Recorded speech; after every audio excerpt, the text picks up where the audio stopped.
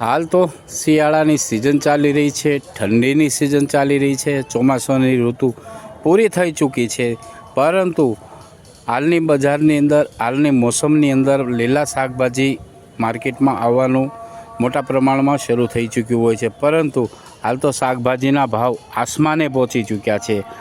બટાકા હોય, રીંગણ હોય કે અન્ય શાકભાજી હોય, તેના ભાવ આસમાને પહોંચી ચૂક્યા છે। 200 રૂપિયા આસપાસ રીંગણનો ભાવ છે, 50 રૂપિયા બટાકાનો ભાવ છે। ત્યારે ગૃહિણીનું બજેટ ક્યાંક ને ક્યાંક ખોરવાતું હોય તેવું લાગી રહ્યું છે। કમોસમિક વરસાદે તમામ ખેતીના પાકને અસર કરી છે, એવી જ અસર શાકભાજી પર, લીલા શાકભાજી પર પડી હોય તેવું શાકભાજી વેચતા વેપારીઓમાં જણાવી રહ્યા છે। હાલ તો શાકભાજીના આસમાને ભાવ પહોંચી જતાં ગૃહિણી તેમજ શાકભાજી વેપાર ખરીદવા આવતા ગ્રાહકોમાં ક્યાંક ને ક્યાંક અસંતોષ જોવા મળી રહ્યો છે। માત્ર ને માત્ર શાકભાજીના ભાવ સાંભળીને અને ગ્રાહકોનો જીવ તાળવે ચડી જાય એવા આસમાને પહોંચેલા ભાવના કારણે લોકોમાં મોંઘવારીનો માર પડી રહ્યો હોય તેવું લાગી રહ્યું છે।